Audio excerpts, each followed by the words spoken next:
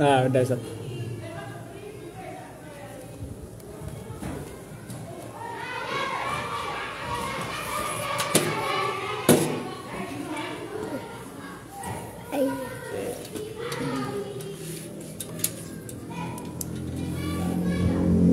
Amam sekarang di Malaysia, Ustaz. Di Malaysia ngapain? Salah tiket. Harusnya transitnya tanggal 16 Juni, Terus. malah 16 Agustus. Aslinya wis gak itu. Berarti belum ke Indonesia sama sekali. Belum ke Indonesia. Jadi, seandainya jadi ikut pun dia Nggak bisa ikut. Iya. Oke, sebentar.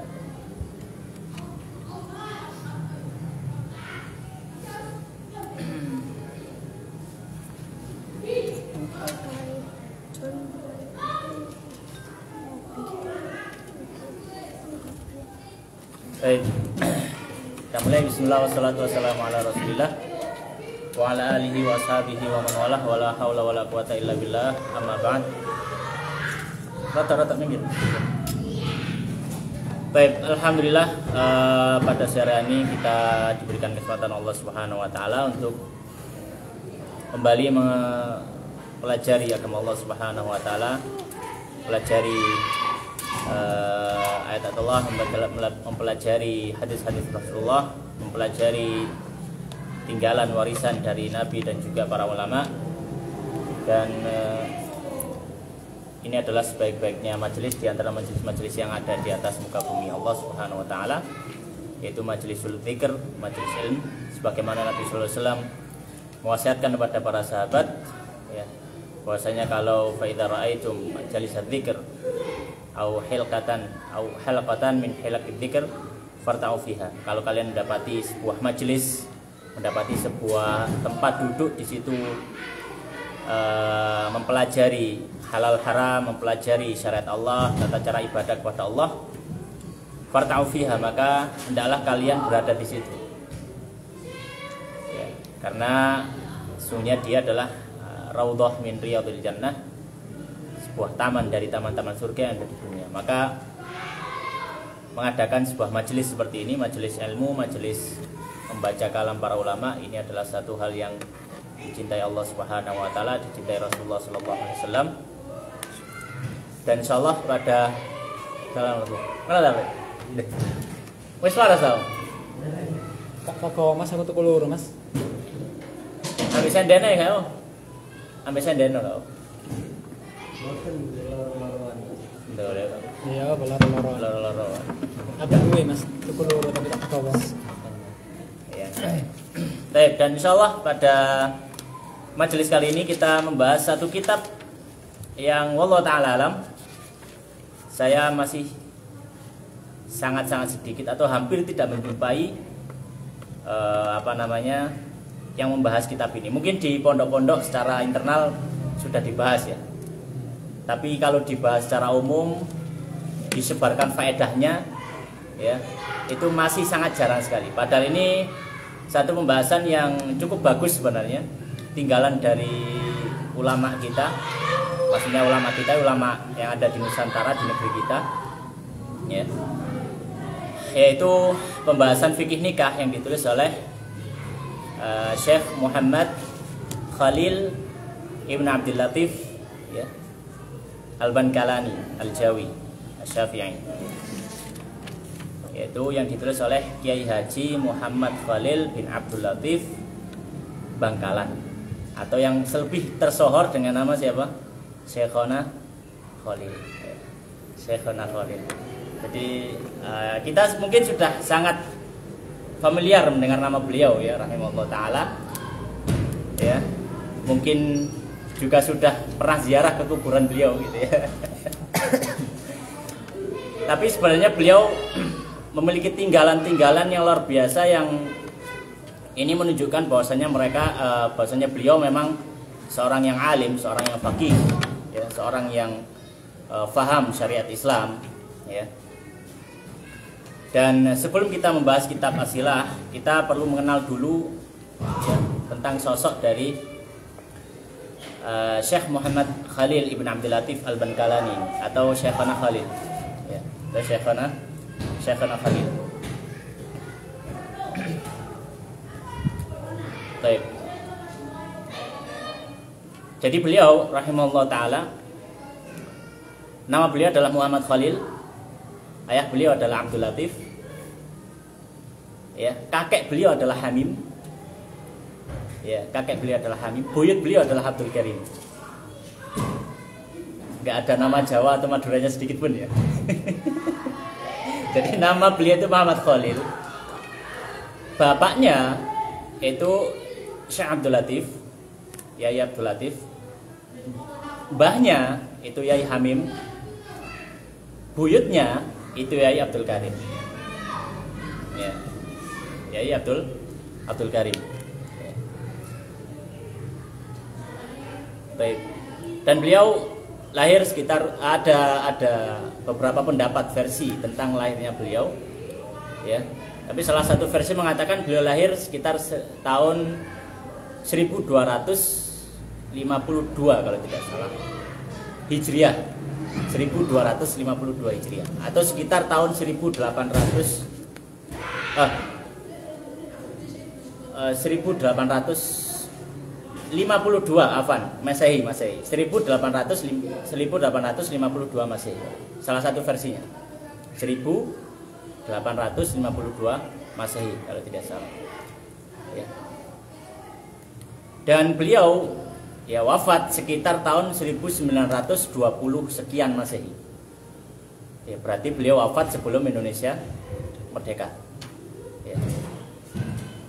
Baik. Syekh Muhammad Khalil atau Syekhana Khalil ini beliau lahir di tengah keluarga alim. Ayah beliau ya Abdul Latif itu seorang alim. Ya. Kakek beliau juga Yai Hamim itu juga seorang alim. Dan keluarga beliau adalah keluarga pesantren. Ya. Dan nasab beliau ada yang menyambungkan sampai Sunan Gunung Jati. Nasab beliau sampai ke Sunan Gunung Jati. Jadi Sunan Gunung Jati punya cicit, kalau nggak salah namanya Said Sulaiman Mojagung. Ya. Kemudian sampai ke buyut beliau Abdul Karim, kemudian Yai Hamim, kemudian Yai Abdul Latif dan seterusnya. Baik. Di masa kecil beliau belajar dari ayahnya, Yai Abdul Latif. Kemudian setelah itu beliau mengembara ke pondok-pondok yang ada di Jawa. Karena beliau ini di Bangkalan, Madura. Maka beliau nyebrang lautan Samudra Madura, Selat Madura, nyebrang ke Surabaya, beliau ke Gresik. Beliau ngaji dulu di Pondok Mungah, Gresik. Kemudian beliau sempat juga ngaji di pondok Langitan, Tuban. Sempat ngaji di Langitan. Beliau juga sempat ngaji di Pondok Sidogiri. Mana Sidogiri itu? Tuban sampai Seruan. Pondok Sidogiri. Beliau juga sempat nyantri di Banyuwangi. Setelah beliau muter-muter di Jawa Timur di pondok-pondok para kiai sepuh itu, beliau pun akhirnya di umur 20 tahun ke atas beliau berangkat ke Mekah untuk menjalankan haji. Dan tradisi ulama di zaman itu, khususnya kita orang-orang Jawa, ya para santri di Jawa, kalau berangkat haji, karena zaman itu belum ada pesawat, adanya kapal. Kapal itu kalau ke Mekah dari Jawa, ya itu lewat Aceh dulu, kemudian pokoknya jalur pelayaran, itu waktunya bulan-bulanan, berbulan-bulan. Ya, jadi nggak seperti kita, haji mungkin cuma nggak sampai sebulan. Maka biasanya kalau orang berangkat haji itu pulang itu setahun lagi atau 2 tahun lagi gitu. Ya. Jadi kesempatan haji di zaman itu adalah kesempatan juga untuk ngaji di Mekah. Maka beliau dapat kesempatan untuk bisa pergi haji, ya, tanpa menunggu antrian. Berangkat haji ke Mekah, dan ketika di Mekah serambi Ka'bah itu sudah dihuni oleh para ulama. ada apa namanya, ada bagian ini, bagian ini, dan termasuk kelompok yang terkenal adalah para ulama Jawa. Jadi di Ka'bah, di Masjidil Haram itu sudah masyhur di zaman itu, ya. Para pengajarnya diantaranya adalah orang-orang Jawa. Orang Jawa maksudnya orang Indonesia, tapi mereka semuanya disebut Al-Jawiyun. Gitu. Nah, maksudnya Indonesia. Ya. Maka ketika di sana, beliau pun ngaji ke para masyayikh Jawa yang ngajar di sana, dan juga masyayikh yang lainnya. Ya. Di antaranya beliau, kalau misalkan masyayikh Jawa, beliau sempat belajar ngaji kepada Syekh apa namanya, Jawa di zamannya gitu ya, katanya bapak kitab kuning katanya gitu, yaitu Syekh Muhammad Nawawi. Ya, Muhammad Nawawi, Syekh Nawawi Banten. Beliau sempat ngaji di sana. Kemudian juga beliau sempat ngaji kepada Yai Khatib Sambas, ya. Kemudian juga beliau belajar juga ke guru-guru yang lainnya, ya, guru-guru yang lainnya. Ya. Baik.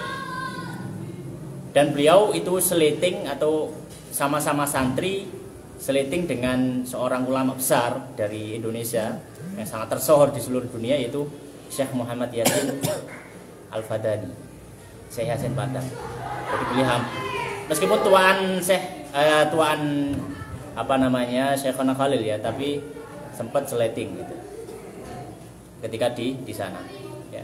Beliau juga sempat belajar ke Syekh Mahfud Termas dan juga lainnya, ulama-ulama terkenal yang beliau juga sempat belajar ke ulama yang lainnya, misalkan kepada apa namanya, Syekh Zaini Dahlan, penulis kitab Mukhtasar Jidan, dan juga beberapa masyayikh lain.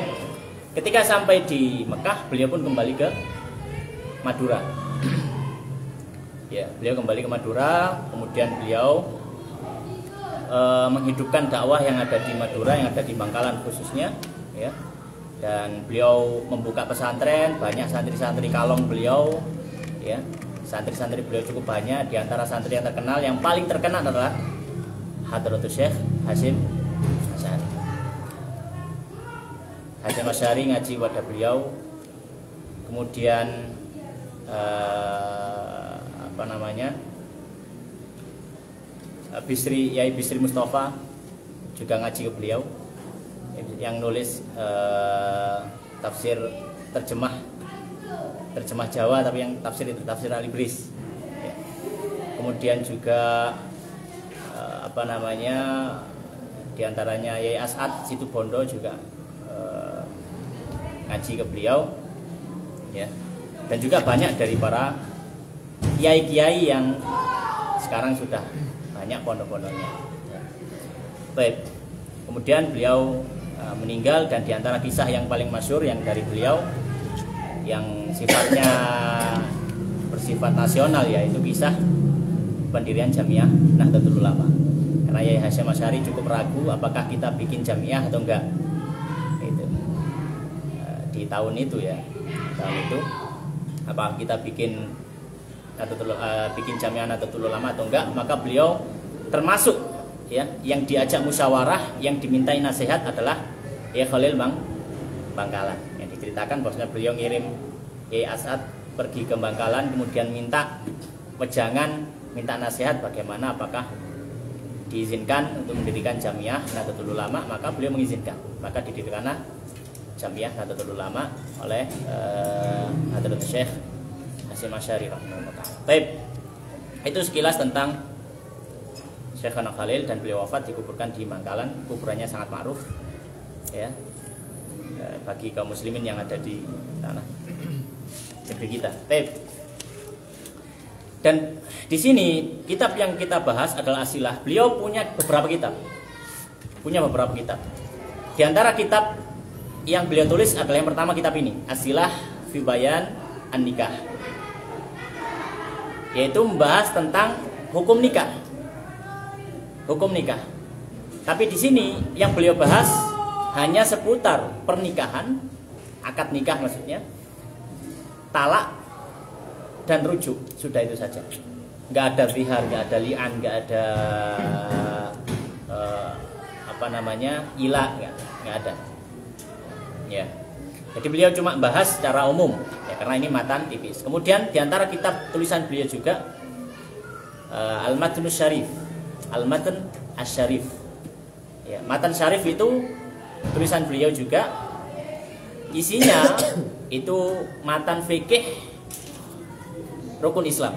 Jadi dari ibadah sampai haji, Al-Matn Syarif. Ya. Dan ini juga sempat sudah selesai disyarah oleh Syekhana, oleh guru kita, itu Syekh Jamal Mahmud Al-Adni Al-Yamani. Dia mensyarah kitab itu. Baik.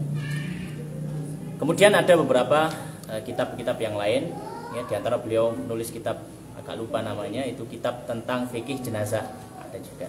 Jadi banyak fikih. Meskipun yang lainnya juga ada beberapa kitab yang lain. Baik.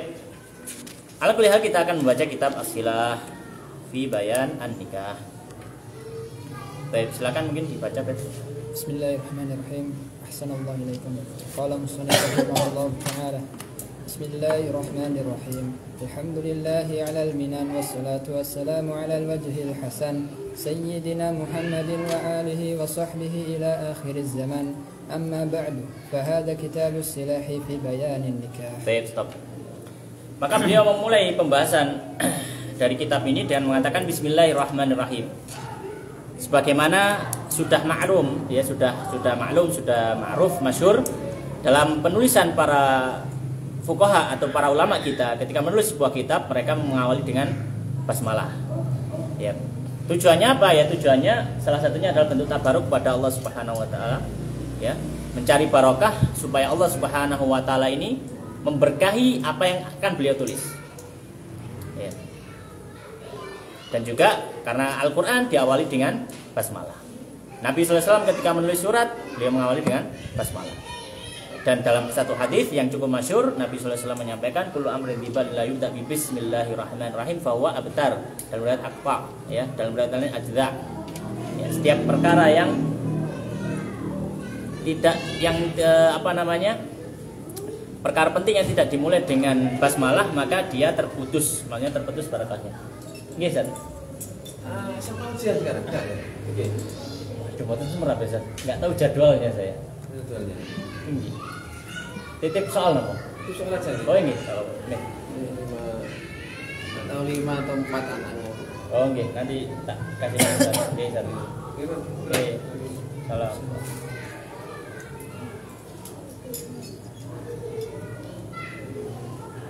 Baik. Kemudian beliau mengatakan alhamdulillahi 'alal minan. Segala puji bagi Allah atas setiap minan. Minan jamak dari minnah. Minnah maknanya ya minan maknanya apa ya? Ya. Apa ya? Ya apa maknanya ya pemberian. Minan apa ya? Minnah apa? Ya. Wassalatu wassalam dan salat serta salam 'alal wajhil hasan. Atas wajah yang indah, wajah yang bagus, wajah yang berseri-seri. Rupane Sayyidina, berarti dia badal. Sayyidina Muhammadin, yaitu Nabi Muhammad SAW. Berarti al-wajhul hasan adalah Rasulullah SAW. Ya. Karena sebagaimana dalam hadis Anas atau hadis Al-Bara bin Azib, beliau mengatakan raaitu Nabi SAW fi jubbatin hamra, ya, atau dalam riwayat fi hullatin hamra, ya, fi lailatil badr kalau nggak salah, ya, aku melihat Nabi SAW memakai jubah berwarna merah di malam purnama, dan aku melihat bagaimana bulan purnama begitu indah tapi masih kalah dengan penampilan dan wajah Nabi SAW. Ya. Sayyidina Muhammadin SAW wa alihi wa sahbihi, pada keluarga beliau, ya, keluarga beliau ma'ruf bahwasanya ali Nabi SAW, ya, kalau misalkan dalam bab zakat, ya, adalah Banu Al-Muttalib dan juga Banu Hashim, ya, kalau dalam bab zakat. Tapi kalau alu Nabi SAW dalam masalah doa, ya, bisa saja mereka adalah semua orang yang bertakwa pada Allah Subhanahu wa taala. Wa sahbihi, dan para sahabat Nabi SAW. Sahabat Nabi adalah orang yang bertemu Nabi yaitu melihat Nabi dan beriman kepada Nabi Shallallahu Alaihi Wasallam, maksudnya masuk agama Islam, dan mati dalam kondisi Muslim, Muslim, meskipun sempat murtad,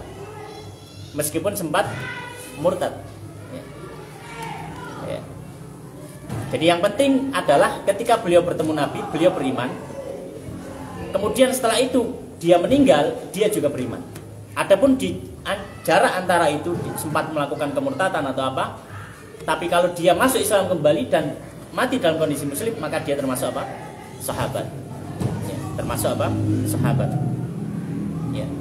Tapi kalau dia bertemu Nabi Sallallahu Alaihi Wasallam, melihat Nabi Sallallahu Alaihi Wasallam, tapi belum sempat beriman sampai Nabi wafat, maka dia tidak disebut sahabat, meskipun dia melihat Nabi Sallallahu Alaihi Wasallam. Ya. Kalau misalkan dia beriman setelah wafatnya Nabi, ya, maka dia bisa masuk golongan tabi'in. Makanya Ibnu Sayyad, ya, orang yang dikira orang Madinah Dajjal, itu nggak masuk kategori sahabat. Dia bukan sahabat. Dia hidup bersama Nabi, ya, tapi ketika Nabi hidup, dia tidak beriman. Dia baru masuk Islam ketika Nabi sudah wafat.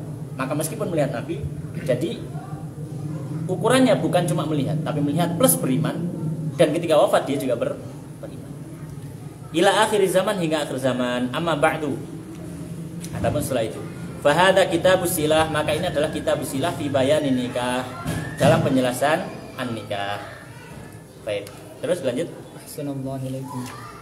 Qala musannif rahimahullah ta'ala, ma'na an-nikah. Ma'na an-nikah lughatan al-wata'u wal jam'u, wa ma'nahu istilahan 'aqdun yatadammanu ibahata wata'in bil lafzi inkahin aw tazwijin. Baik. Yang cukup menarik dari kitab ini, memang kitab ini difungsikan untuk kurikulum pembelajaran. Ya, dan salah satu metode dalam pembelajaran yang paling efektif adalah tanya jawab. Ya. Maka kitab ini pun disusun dengan model tanya jawab. Maka di sini soal, ya, pertanyaan, ma makna nikah? Kalau musannif rahimahullah taala, ma makna nikah? Apa sih makna dari nikah? Ya. Baik. Beliau mengatakan makna nikah, makna dari nikah lughatan secara bahasa adalah al-wat'u wal jam'u.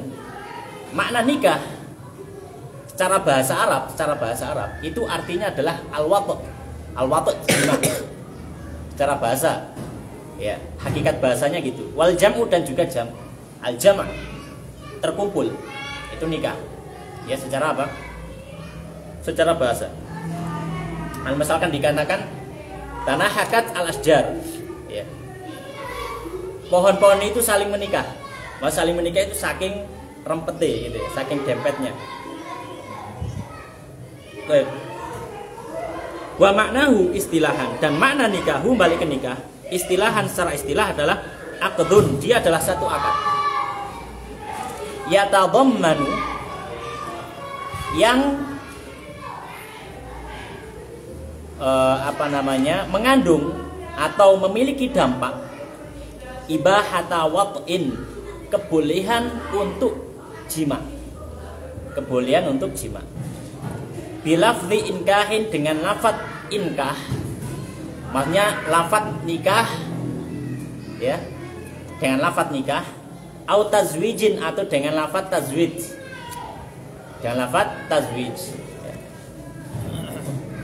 Maka di sini beliau memberikan satu pengertian bahwasanya nikah itu kalau secara istilah ilmu fikih dia adalah yang pertama akdun, akad. Berarti kalau akad harus ada sigo. Ya. Kalau sigo berarti harus ada ijab qabul. Ya. Jadi dia apa? Akad. Akad tadi mengandung apa? Maksudnya dampaknya apa? Yatadammanu ibahata wat'in, yang dia itu memberikan dampak kebolehan untuk menjima. Ya. Makanya dalam hadis disebutkan wastahlaltum furujahunna bi kalimatillah, dan kalian menghalalkan farji, menghalalkan kemaluan para wanita itu dengan kalimat Allah. Ya. Dengan kalimat Allah. Baik. Kemudian beliau mengatakan bilafzi inkahin au tazwij, dengan lafaz inkah nikah atau tazwij zawaj. Maka di sini beliau memberikan isyarat bahwasanya termasuk syarat dari sighah ketika menikahkan itu harus dengan kata nikah atau zawaj. Tidak boleh dengan kata lain. Boleh ankah juga, boleh zawaj juga, atau uzawi juga, atau unkihuka. Ya. Maka tidak boleh misalkan dengan lafaz tamlik, malak juga ibnati. Ya, tidak boleh. Ya. Kalau diterjemahkan ke Indonesia ya sudah diserap ya ke bahasa Indonesia. Maka saya nikahkan, nikah sudah nikah. Ya. Saya kawinkan terjemah dari zawaj. Ya. Maka bisa. Ya, maka bisa. Baik.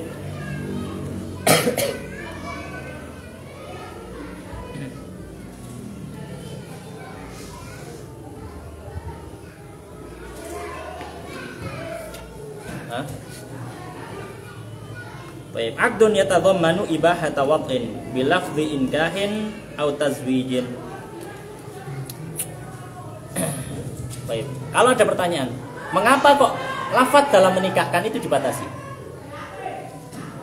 Kenapa nggak boleh dengan lafaz selain nikah atau tazwij? Ya. Ya. Baik, jawabannya adalah karena yang ada dalam nas, dalam Al-Quran, untuk masalah pernikahan itu hanya dengan lafaz nikah atau dengan lafaz tazwij. Ya. Ya. Kalau lafaz nikah, firman Allah Subhanahu wa taala, fankihu ma taba lakum minan nisa. Kalau lafaz zawaj ada dalam Al-Quran juga. Ya. Zawajnaka. Baik. Dan tidak ada lafaz yang lain. Sedangkan Nabi mengatakan wastahlaltum furujahunna bi kalimatillah. Dan hukum asal dari masalah kehormatan kemaluan wanita adalah haram. Jadi hukum asalnya harus berhati-hati. Maka tidak boleh apa dengan lafaz selain itu. Nih. Karena Nabi Shallallahu Alaihi Wasallam juga menyampaikan dalam hadis yang lain, salatun jidduhunna jid wa hazluhunna jid. Sungguhannya itu sungguhan, guyonannya itu jadi sungguhan. Apa saja? An-nikah, at-talaq, waruju. Nikah, talak dan rujuk. Ya. Baik. Kemudian berikutnya.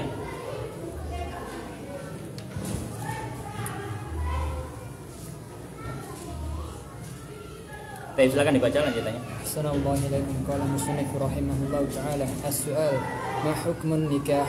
Al-jawab, hukmun nikahi imma wajibun wa imma haramun wa imma mustahabun wa imma makruhun. فالواجب على من طويت شهوته وعلم أنه لو لم يتزوج لا فعل الفاحشة كما قال بعضهم إذا قام الذكر وعمي البصر وزال الحدار.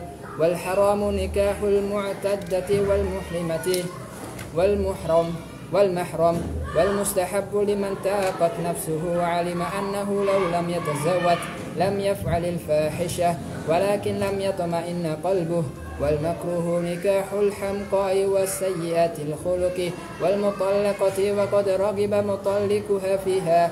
وفي الخبر عن سيد البشر صلى الله عليه وسلم أنه قال لا تتزوج شهبارة ولا لهبرة ولا نهبرة ولا هيدرة ولا لفوتا. قال الإمام الخطابي الشهبارة الزرقاء البدية واللهبرة الطويلة المهزولة والنهبرة القصيرة الدميمة والهيدرة العجوز المدبرة واللفظ ذات الوالد من غيرك.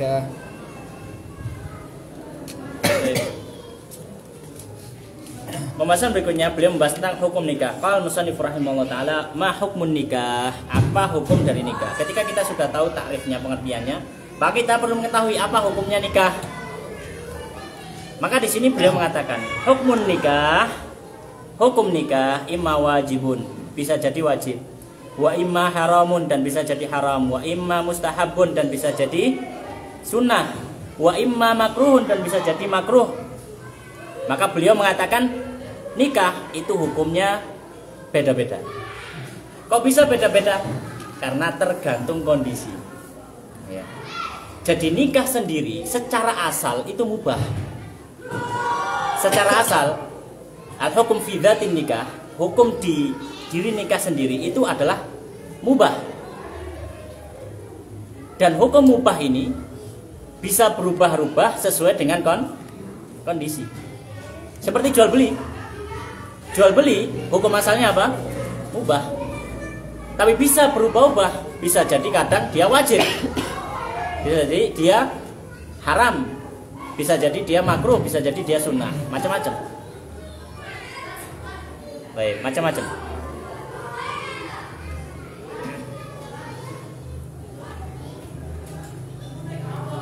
Maka beliau mengatakan, ya, fal wajibu, maka hukumnya adalah wajib, alaman qawiyat syahwatuhu, bagi orang yang kuat syahwatuhu, syahwatnya, syahwatu failnya ya, wa alima, dan dia yakin, dia mengetahui, annahu, bahwasanya orang tersebut, laulam yatazawwad, kalau seandainya dia tidak menikah, la fa'alal fahisyata, sungguh dia akan melakukan satu perburukan. Al-fahisyah, al-fahisyah dalam lafaz syariat atau dalam lafaz Al-Quran biasanya dimutlakkan untuk penyebutan zina.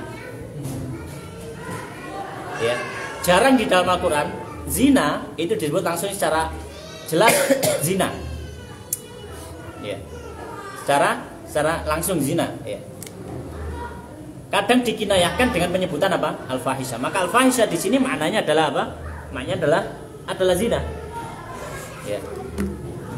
Sebagaimana contohnya firman Allah Subhanahu wa taala, wallati ya'tinal fahisyata min nisa'i.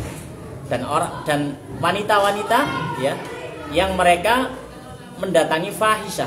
Fahisyah di situ maknanya bukan cuma kekejian, tapi apa? Zina. Karena ayat berikutnya Allah Subhanahu wa taala melanjutkan, fastashhidu alaihinna arba'atun minkum atau arba'atan minkum. Maka persaksikanlah dengan 4 orang saksi. 4 saksi laki-laki semua itu saksi untuk apa? Zina. Ya. Baik. Maka alul hal beliau menyebutkan hukum yang pertama. Hukum yang pertama itu wajib. Bagi siapakah nikah ini wajib?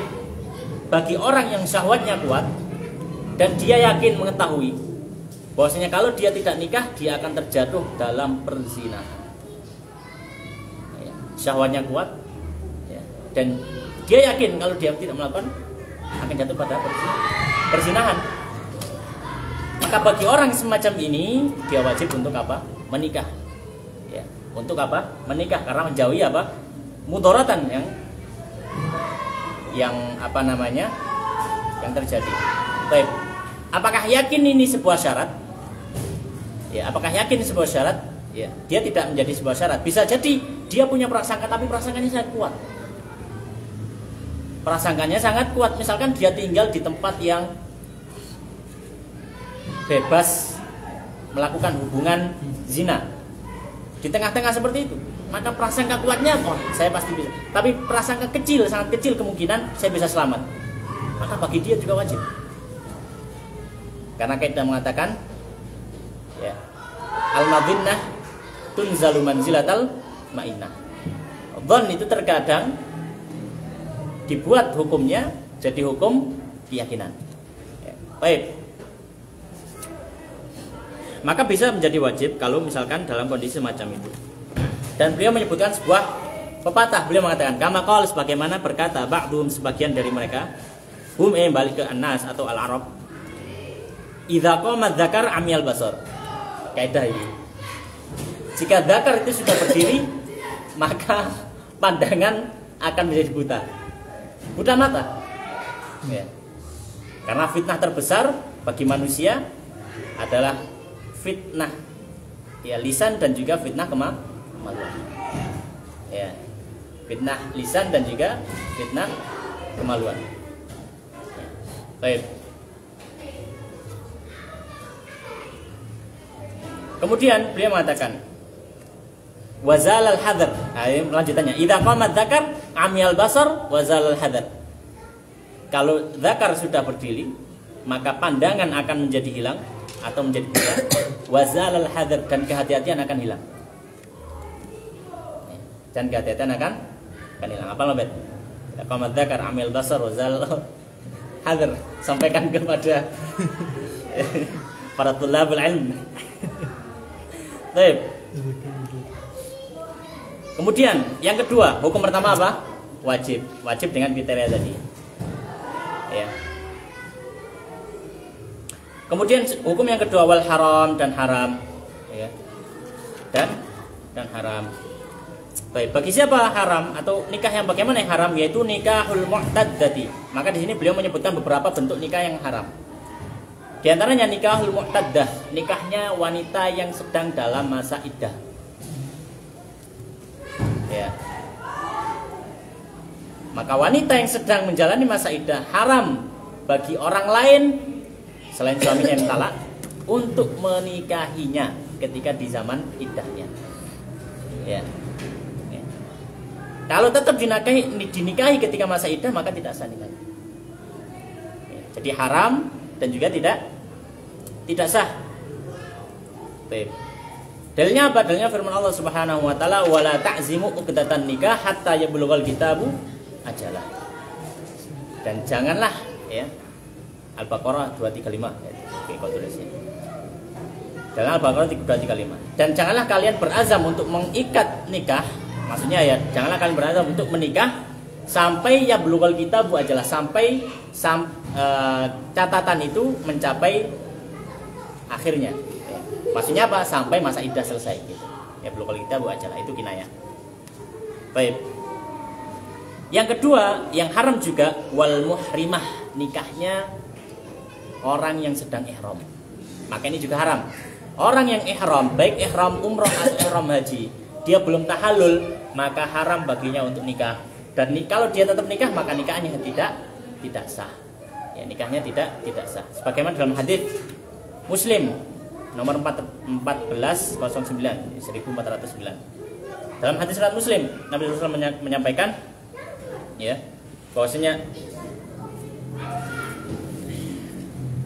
la yunkihul muhrimu wala yankih wala yakhtib. Ya.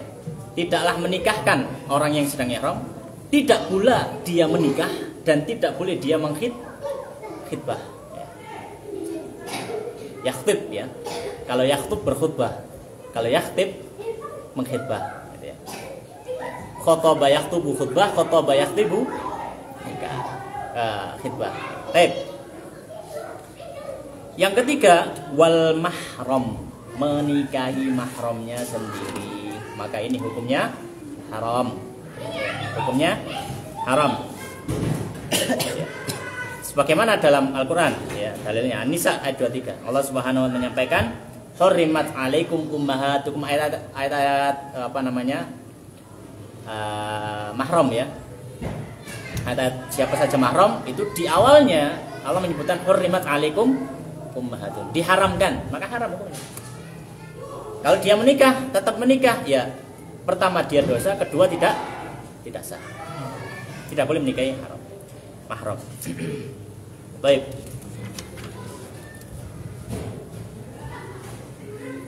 Kemudian yang ketiga, wal mustahab, hukum nikah bisa jadi sunnah. Mustahab maknanya sunnah. Bagi siapa sunnah?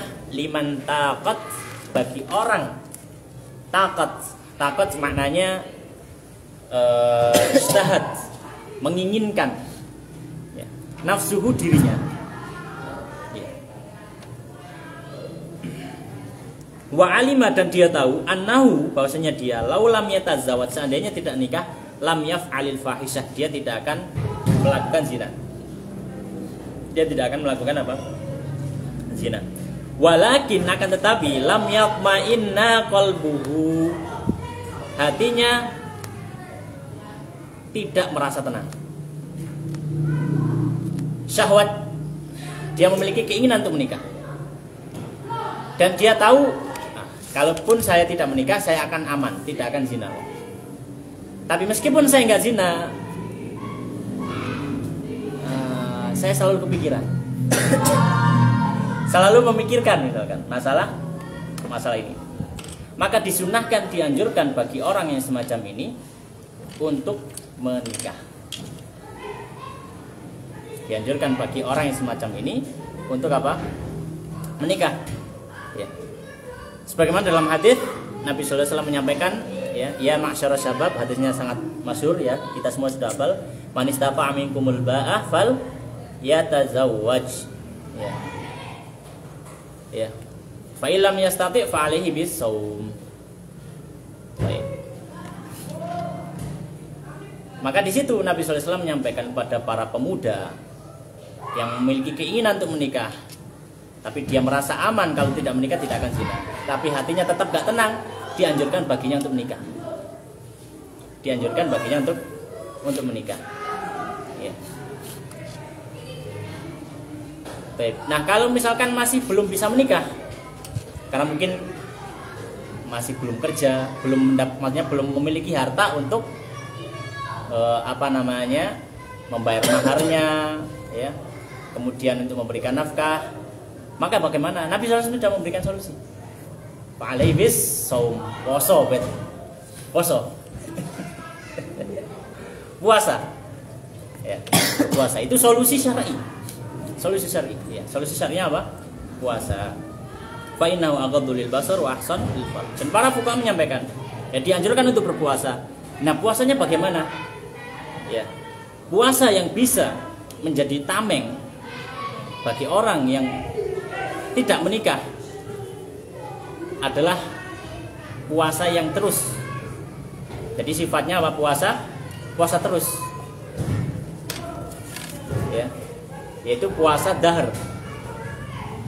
Puasa dahr itu puasa bukan puasa wisol ya. Puasa wisol haram, tapi ini puasa dahr. Puasa dahr. Daud kan sehari puasa, sehari tidak. Dahr itu setiap hari puasa. Karena para ahli hikmah mengatakan puasa itu kalau dilakukan di awal-awal dia malah akan menaikkan syahwat. Tapi kalau semakin lama dia akan meredam syahwat itu. Karena orang yang berpuasa itu awal-awalnya pasti merasakan efek panas di tubuhnya. Efek panas di tubuhnya. Kita kalau merasa di awal-awal Ramadan itu kan pasti kerasa koyok panas ya. Itu, tapi kalau sudah akhir-akhir sudah agak biasa. Ya. Jadi dianjurkan nggak bisa puasa dahr ya, aku puasa Daud lah. Gitu. Puasa Daud. Ya, syukur-syukur bisa bertahan sampai menikah gitu. Baik. Maka Nabi sallallahu alaihi wasallam menyampaikan apa yang disampaikan. Baik. Kemudian yang keempat, hukum yang keempat wal makruh, hukumnya makruh nikah. Kapan nikah itu hukumnya makruh? Yaitu nikahul hamqa, menikahi wanita yang pandir. Iya, pandir. Ojo ngono, terlalu keras. Pandir gitu ya. Wasayyatil khuluq, dan yang buruk akhlaknya. Wanita menikahi wanita yang buruk akhlaknya, maka ini makruh. Ya, karena Nabi Shallallahu alaihi wasallam menyampaikan kepada kita ketika menikahi seorang wanita itu ada beberapa pilihan. Ya. Di antara pilihan adalah tunkahul mar'ah li arba. Ya. Bidiniha, jamaliha, maliha wa hasabiha. Fadhfar bidzatiddin taribat jasa. Pilih yang punya agama. Pilih punya agama. Ya. Termasuk agama, ya, itu berefek kepada akhlak. Kalau dia milih wanita yang akhlaknya buruk, itu salah satu pertanda agamanya kurang baik. Salah satu pertanda agamanya kurang baik. Ya. Baik. Ini adalah alasannya. Maka hukumnya jadi makruh. Dek liane lah, masa ikut dong gitu loh maksudnya. Ya. Ya. Jadi si para wanita juga gitu, harusnya memantaskan diri ya ketika ini akhlaknya diperbaiki gitu ya. Akhlaknya diperbaiki. Baik.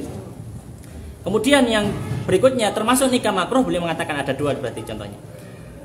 Wal mutallaqati, dan wanita yang ditalak waqad raghiba, dan sudah menginginkan mutallikuha, laki-laki yang mentalaknya berarti mantan suaminya, fiha, pada diri si wanita itu.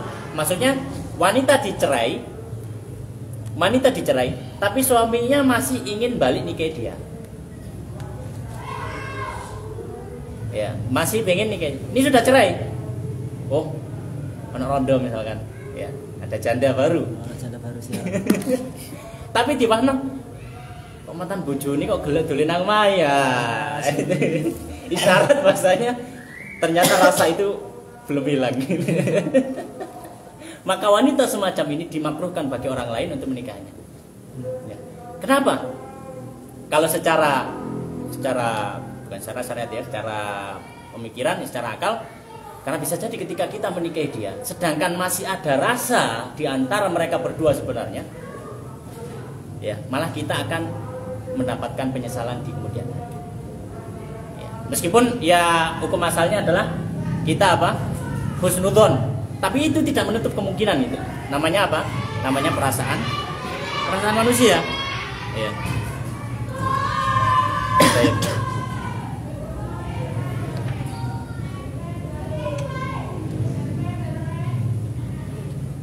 Ya, ini beliau menyebutkan dua contoh. Termasuk contoh yang ketiga, ya, bukan contoh yang termasuk bagian yang ketiga, termasuk nikah yang makruh adalah nikah orang yang tidak memiliki kemampuan untuk menikah, tapi dia tidak terlalu ingin menikah. Dia tidak memiliki kemampuan untuk menikah dan tidak terlalu ingin menikah, maka makruh baginya untuk menikah. Makruh baginya untuk menikah. Ya.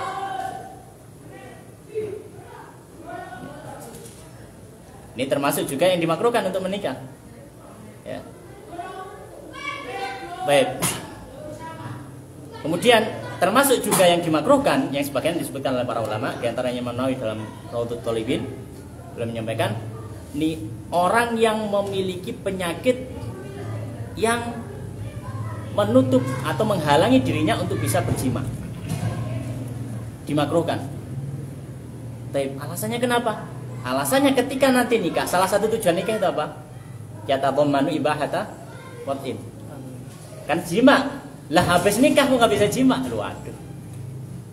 Kan zong gitu. Terus kayak apa rapi gitu ya. Ya. Nah, mungkin ada pertanyaan, rapi masuk rapi kerane berhubungan suami istri saja. Ya memang benar, nikah itu bukan cuma hubungan suami istri saja, tapi hubungan suami istri itu bagian terbesar dalam pernikahan. Kenapa orang suruh nikah? Supaya farjinya terjaga. Baik. Kemudian beliau menyebutkan satu hadis. Ya.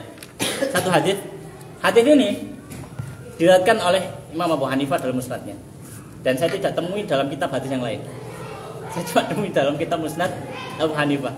Dan Imam Abu Hanifah ketika membaca hadis ini, beliau tertawa sampai lama gitu. Dalam riwayat. Maka beliau mengatakan, wa fil khabar, dan dalam satu khabar, an Sayyidil Bashar, dari Nabi sallallahu alaihi wasallam, anhu qala, bahwasanya beliau mengatakan, la tatazawwaj, janganlah menikahi syahbarah. Nanti kita artikan apa itu syahbarah. Dan menikahi wanita syahbarah, wala lahbarah, jangan juga wanita lahbarah, wala nahbarah, dan juga jangan wanita nahbarah, wala haidarah, dan jangan pula wanita haidarah, wala lafutan, dan jangan juga wanita lafut, ya. Wanita lafut, ya. Hadisnya sampai situ ya. Hadisnya sampai situ yang disebutkan oleh penulis, oleh Syekhana Khalil. Tapi sebenarnya di dalam Musnad Imam Ahmad, Musnad Abu Hanifah ada lanjutannya di sini. Ya, jadi tafsirannya ini kalau dalam hadis itu tafsiran dari Rasulullah langsung. Karena ada seorang sahabat, ya Rasulullah, saya nggak paham ini semua maknanya itu apa. Syahbarah, lahbarah, nahbarah, ya, haidarah, lafut. Orang Arab pun nggak paham ini. Jadi Nabi ditanya, lu Nabi, ini apa maknanya, kok nggak paham belas ini? Ini apa jimat ta? Apa ya, sobuk ta apa gitu. Maka Nabi SAW menyampaikan ya, artinya. Dan maka di sini beliau menukil tafsiran dari Imam Al-Khattabi. Imam Al-Khattabi, kalau Imam Al-Khattabi rahimahullah taala, beliau memiliki banyak kitab, diantaranya Syarah Sunan Abu Dawud. Dia mengatakan asyahbaratu, ya, asyahbaratu az-zarqaul badihah atau az-zarqaul badiyah, ya.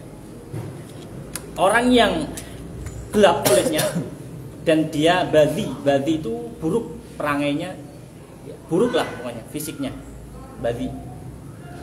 Itu yang disebutkan di tafsiran dari Imam Khattabi. Tapi kalau dalam Musnad Abu Hanifah disebutkan az-zarqaul badinah, bukan badiyah, badinah. Badinah artinya apa? Badin, samin. Samina. Lemu, maksudnya lemunya gembrotnya luar biasa. Ya, zarqaul badiyah. Tapi mengapa? Karena Nabi SAW dalam riwayat yang lain beliau mengatakan menikahi wanita itu karena salah satu sebab diantaranya apa? Lijamaliha. Jamal itu salah satu, jamal itu salah satu apa? Tujuan juga yang boleh dicek ya, tapi jangan terlalu spesifik gitu ya. Wal lahbarah, adapun lahbarah artinya atawilatul mahzulah, yang tinggi, mahzulah lagi kurus. Dukur tapi kurus. Ya, inilah lahbarah. Ini juga tidak terlalu, karena secara fisik mungkin ya laisat dzatal jamal gitu ya, kurang bagus gitu.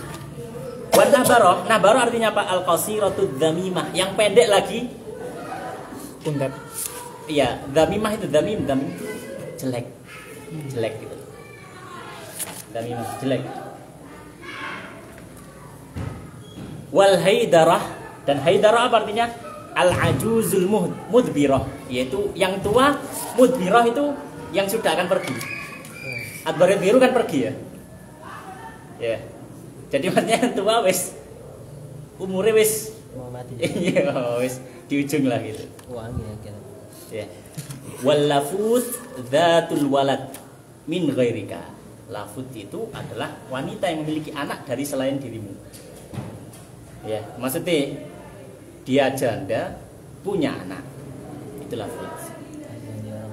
Karena dalam apa yang disampaikan oleh para fuqaha, ya, dalam hadis Jabir radhiyallahu taala anhu, ketika Nabi SAW melihat bahwasanya Jabir habis menikah, maka beliau mengatakan, menikahi apa, siapa?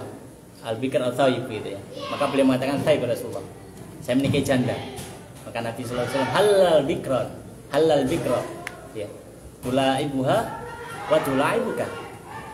Kenapa enggak perawan saja? Kamu bisa bermain-main dengan dirinya juga bermain dengan, ya. Baik. Maka disunahkan, dianjurkan kalau menikah itu cari perawan. Disunahkan, dianjurkan dari hadis ini. Kecuali kalau dalam menikahi janda ada maslahat. Bukan berarti janda nggak dapat kesempatan untuk menikah ya, enggak. Tapi kalau misalkan ada maslahat di situ, seperti sahabat Jabir ketika beliau menyampaikan udurnya kepada Nabi Shallallahu Alaihi Wasallam, ya Rasulullah, saya ini punya adik banyak dan nggak ada ibu yang merawat. Anak saya masih kecil lah, saya laki-laki, saya perlu orang yang bisa merawat, yang bersifat keibuan. Maka saya cari janda yang sudah berpengalaman. Gitu. Oh iya, maslahat juga misalkan delek janda kaya, sudah belajar misalkan, sudah ngaji, janda kaya diajak bangun masjid, bangun madrasah, masya Allah, luar biasa. Maslahat boleh. Baik.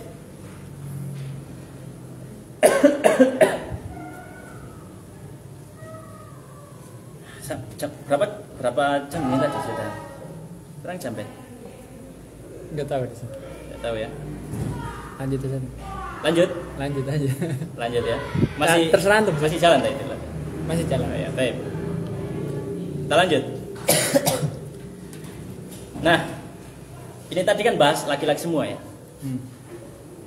Dimulai dari termasuk wajib itu kalau laki-laki dia punya syahwat, kemudian dia merasa khawatir kalau misalkan tidak nikah akan masuk ke dalam perzinahan.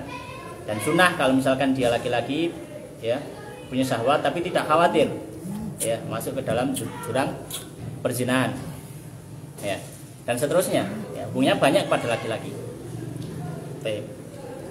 Nah, kalau perempuan bagaimana? Hukumnya apakah sama juga? Perempuan kadang wajib, perempuan kadang sunnah. Ya. Baik. Maka kalau perempuan hukumnya sama dengan laki-laki. Maka perempuan, kalau misalkan dia butuh pada nikah, kalau misalkan ditanya kepada saya, Ustaz, gimana cara mengetahui wanita itu butuh nikah atau enggak? Gitu.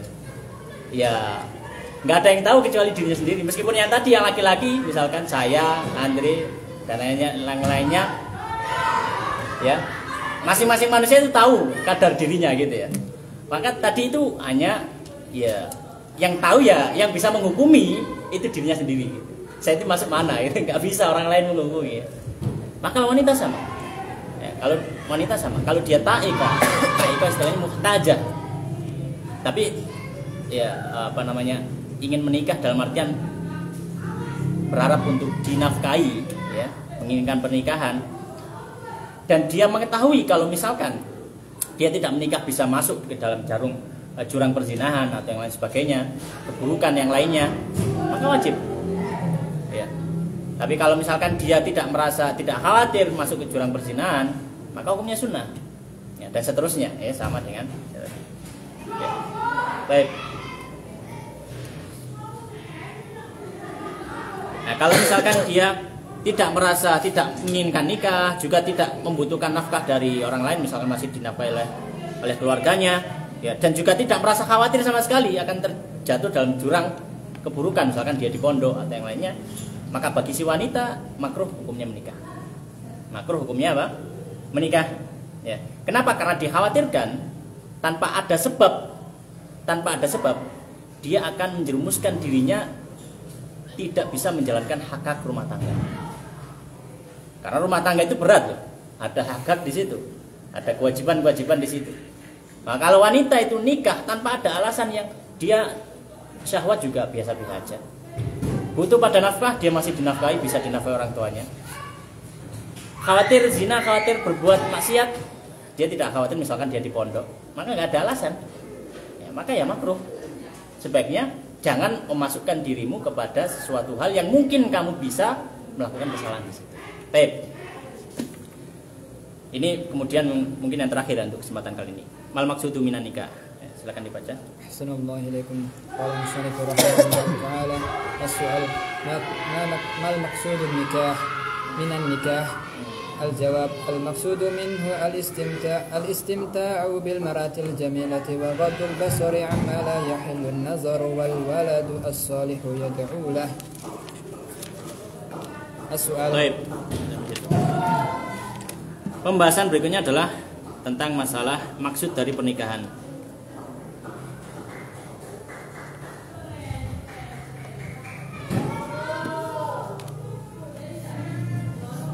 Baik, sebelum itu tentang masalah pernikahan tadi. Mungkin ada dari kita yang sebagai thalibul ilmi. Ya, thalibul ilmi.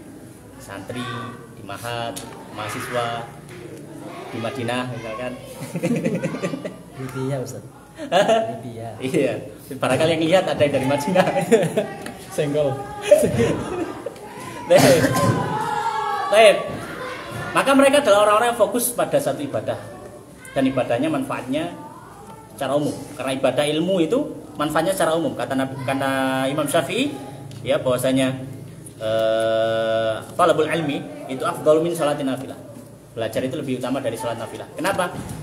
Karena sesuatu yang manfaatnya bagi umum itu lebih utama daripada sesuatu yang manfaatnya untuk diri pribadi. Baik. Maka ini dilihat. Kalau dia mampu untuk menikah, ya, dan dia juga tidak terlalu khawatir untuk terjatuh pada perzinahan, meskipun dia ada keinginan, ya, menikah, ya. Tapi dia fokus untuk belajar itu, maka lebih utama untuk apa? Menyelesaikan ibadahnya. Menyelesaikan ibadahnya lebih utama. Ya. Baik. Tapi kalau seandainya dia mendapati uang atau ya, untuk biaya nikah. Tidak ada penyakit juga, dan dia tidak fokus dalam masalah ibadah, belajar atau apa. Maka ya yang afdal adalah apa? Nikah. Yang afdal adalah nikah. Baik. Ala kulli hal, itu yang disampaikan oleh para ulama di antara Imam Al-Bajuri. Baik. Kemudian berikutnya, mal maqsudu minan nikah. Apa maksud dari nikah? Qala musannif rahimahullah taala, al maqsudu minhu, maksud dari nikah adalah al istimta'u, yaitu bisa menikmati bil mar'atil jamilati, dengan wanita yang cantik. Ya, beliau menambahi tambahan cantik. Karena cantik itu termasuk apa? Termasuk nilai dalam mencari pasangan. Nilai dalam mencari pasangan. Ya. Tapi apakah harus cantik? Ya nggak harus juga. Gitu. Ya pokoknya wanita. Gitu. Tapi kalau cantik, nah itu nilai plus. Al jamilati, yang cantik, wa ghaddul basar, dan menutup pandangan, menundukkan pandangan. Amma, dari apa-apa, la yahillu, yang tidak halal, an-nadhar, ya, an-nadhar, melihat. Ya. Wal waladus saleh, dan anak yang saleh, yad'u, yang mendoakan lahu, bagi dia. Ya. Maka di sini beliau menyebutkan ada 3 tujuan dalam pernikahan. Yang pertama ada al-istimta' bil mar'ah. Maksudnya al-watu', jima, dan juga muqaddimatul jima. Ya. Karena ini adalah salah satu tujuan utama dalam pernikahan. Karena Nabi sallallahu alaihi wasallam menyampaikan ahsanul farj. Jadi salah satu tujuannya apa? Untuk menjaga farji. Ya. Karena secara asal farji itu harus dijaga. Ya, secara asal farji harus dijaga. Walladzina hum li furujihim hafidun, dan orang yang menjaga farjinya illa ala azwajihim. Berarti farji mereka boleh untuk azwajihim, au ma malakat aymanuhum, atau budak mereka, au ma malakat aymanuhum. Kemudian tujuan dari pernikahan yang kedua adalah ghaddul basar, menundukkan pandangan. Nah, ini penting, menundukkan pandangan, ghaddul basar. Karena betapa banyak dari pasangan-pasangan yang sudah menikah, sebelum menikah melihat calon istrinya adalah wanita tercantik yang pernah dia lihat. Setelah menikah, karena tidak menundukkan pandangan, melihat istrinya adalah wanita terjelek yang pernah dia lihat. Padahal dia tetap dia, nggak berubah. Ya. Kalau misalkan berubah, kenapa dulu dia berhias, perawatan, masya Allah, tapi sekarang kok nggak pernah perawatan, kumus. Jangan salahkan dia, mungkin bisa koreksi diri kita. Ini kamu tuh kok skincare. Nah ini berarti siapa yang salah? Dulu skincare-nya dibelikan bapaknya. Lah saiki bapak is gak ono, kudune kita yang membelikan skincare. Makanya kepingin bojomu ayu, ya bondo gitu loh. Ya. Maka ya salah satu alasan terbesar tidak ghaddul basar. Karena setan itu sangat-sangat cerdik dalam menggoda, menghancurkan rumah tangga manusia. Nah, makanya dalam satu hadis ya disebutkan dalam Musnad Muhammad, disebutkan juga oleh Imam Ibnu Qayyim dalam Ad-Da' wa Dawa, bahwasanya an-nadratu sahmun min ashumil iblis, ya. Atau sahmun masmumun min sihamil iblis. Pandangan itu adalah panah beracun dari panah-panahnya iblis. Jadi dari pandangan. Ya. Maka ghaddul basar ini salah satu tujuan pernikahan. Kalau sudah menikah maka fokus pada istri. Ya, fokus pada istri. Maka untuk mendudukkan pandangan dari sesuatu yang tidak halal bagi dirinya, tidak halal bagi dirinya, karena Nabi SAW juga mengatakan annahu aghaddu lil basar. Yang terakhir, yang ketiga, tujuan nikah wal waladus saleh, untuk adanya keturunan, anak yang saleh. Ya da'u lahu, yang mendoakan untuknya.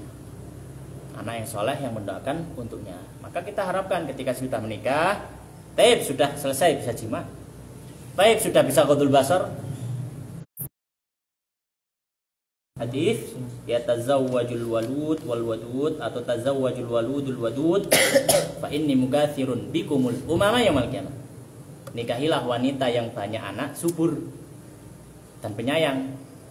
Kenapa? Karena aku yaitu Nabi sallallahu alaihi wasallam akan berbangga dengan banyaknya umat di hari kiamat. Dan sebagai hadis yang cukup masyhur, idza mata ibnu adam in qata amalu illa min salat. Kalau anak Adam meninggal, maka terputus semua amal kecuali 3. Salah satunya adalah waladun salihun yad'u lahu. Anak saleh yang bisa mendoakan. Nah, ini maksud dari pernikahan. Ya. Nah, kalau misalkan ada yang bilang nikah itu bukan cuma nikah itu enggak cuma pikirannya bisa jima, bisa hubungan seks saja.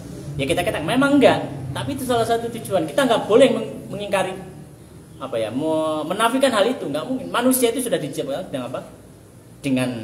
Dengan otak semacam itu, enggak bisa. Ya. Maka kita katakan yang adil sebagaimana didasarkan oleh syariat Islam. Yaitu nikah itu pertama ya, memang tujuannya itu. Tapi orang kalau misalkan hubungan suami istri kan enggak terus sampai tua apa? Enggak. Pasti ada masa-masa sudah enggak bisa lagi. Ya. Kemudian setelah itu wadul basar sudah bisa sudah jima, sudah tahu oh ini tak jima. Biasa. Iya. Kemudian wadul basar wadul basar diupayakan, kemudian wadul basar karena bisa melihat istri. Setelah itu kalau mungkin sudah sama-sama tua, sudah sama-sama pewat, bisa padha eleke, gitu ya. Maka apa yang diharapkan? Ya sudah dekat dengan kematian, waladun saleh, ya Allah. Maka semua sisi dari kehidupan rumah tangga itu adalah maksud dari pernikahan. Demikian Allah taala alam wa sallallahu wa sallim wa barik ala nabiyina Muhammadin wa ala alihi washabihi ajmain. Allahumma rzuqna al-ikhlas fil ilmi wal amal. Allahumma amin. Kita tutup dengan doa kafaratul majelis. Subhanakallahumma wa bihamdika asyhadu an la ilaha illa anta astaghfiruka wa atubu ilaik. Wa akhiru ta'ala alhamdulillahirabbil alamin. Wallahu taala a'lam.